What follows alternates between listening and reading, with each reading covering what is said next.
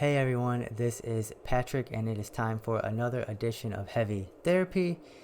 This is a good old collection update. I almost said fashion update. This is not a fashion update.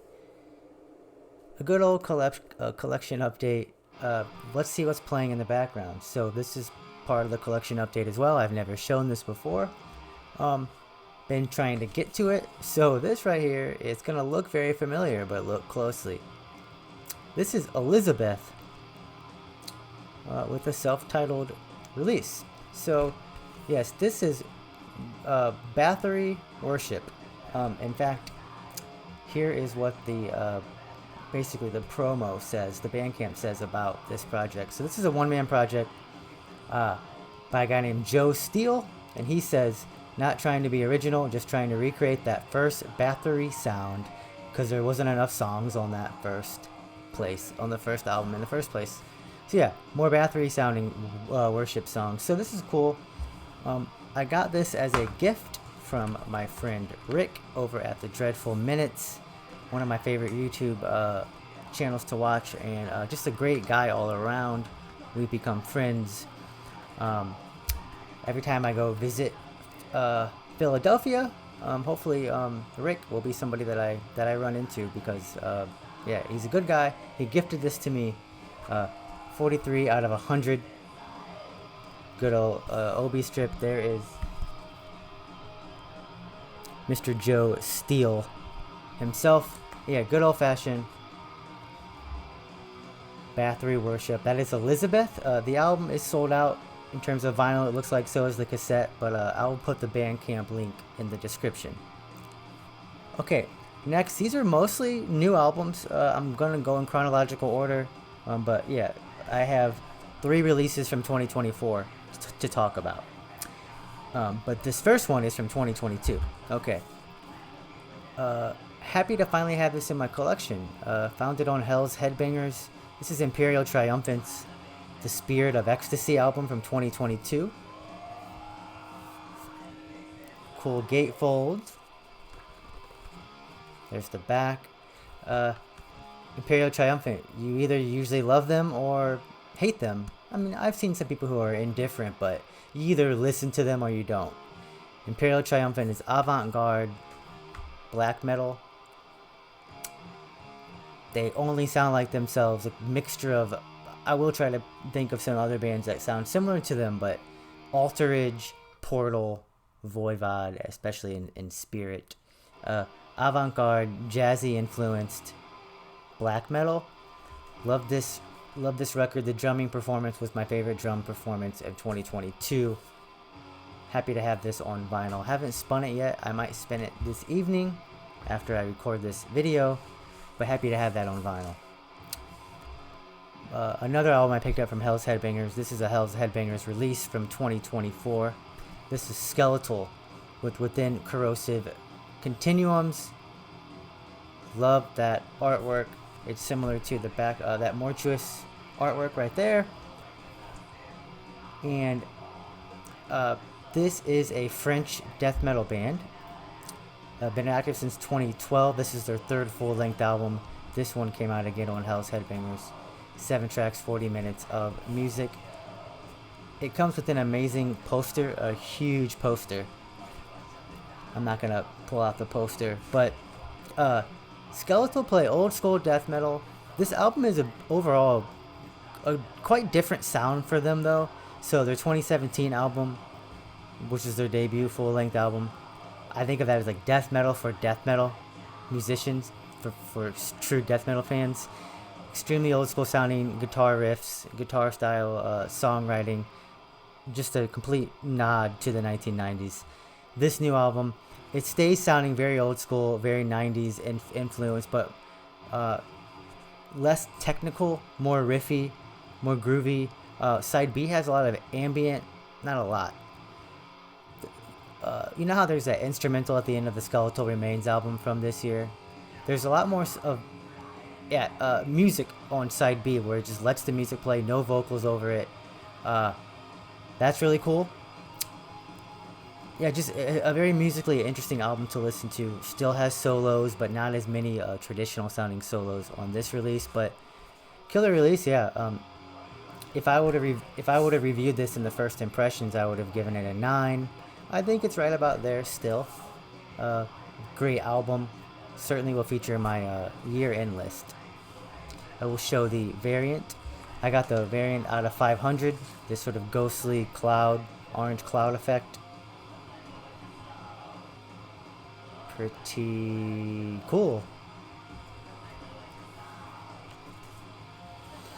Next up,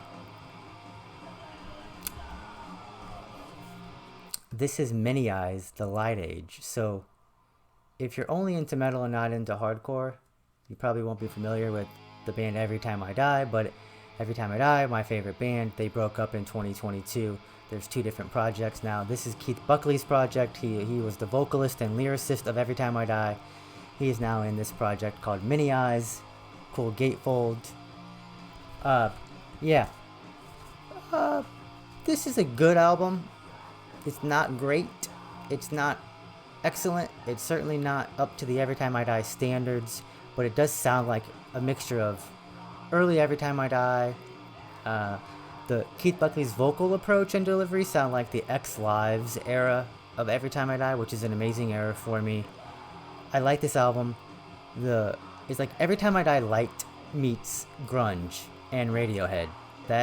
Put that early Radiohead. So indie rock meets metalcore, post-hardcore, you get Many Eyes, and yeah, throw some grunge in there. Overall, really strong track listing. The weakest part on the album is the lyrics, though I'm going to see them live, and I have a feeling I'm going to know all the words, have really fun singing along to them with Keith.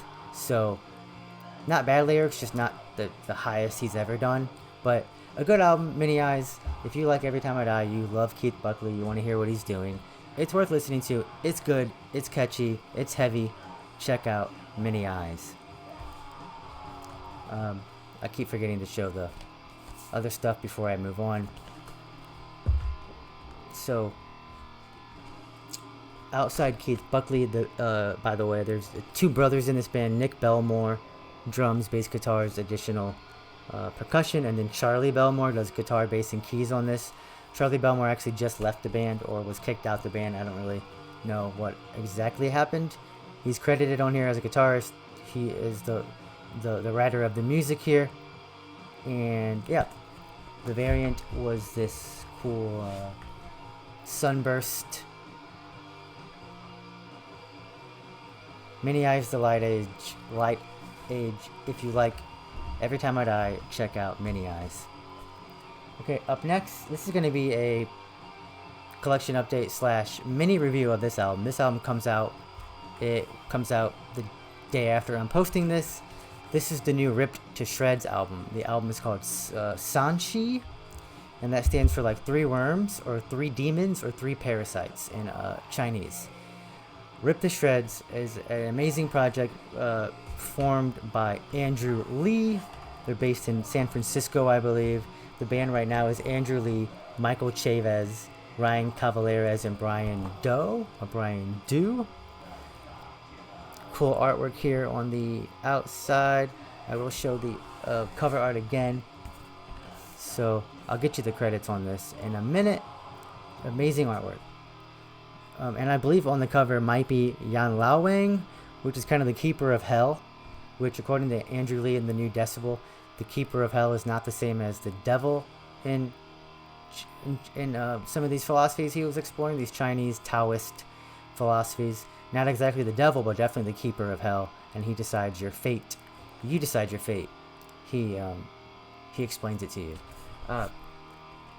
Ripped to Shreds play a HM2 style death metal that is really inspired also by grindcore.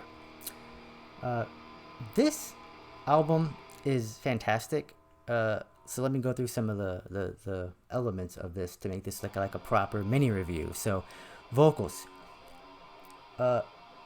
Andrew shares a lot of vocals on this album with Michael. They go back and forth. I like what they both sound like together. Autopsy, Obituary, Malignant Altar, horrified. Put all that together, you get the vocal delivery and performance from Ripped to Shreds. But they all do some vocals somewhere throughout this album. Ryan, the bassist, does pitch shifted vocals. I believe I know what song that is now that I've listened to this 3 times. But guitar tone, HM2, Gate Creeper, Bolt Thrower, that's the guitar tone. Overall, like, if you love their last album, this is just more of their last album.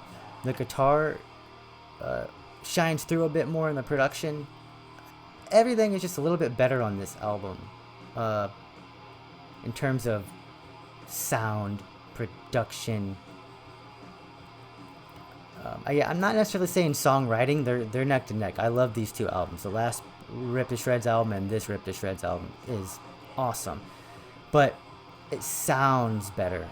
So yeah, a great combination of track lengths. The first track is 6 minutes, the next track is 3 minutes, the next track is 4 minutes and change, then you have 4 minutes and 43 seconds, then you have 5 minutes.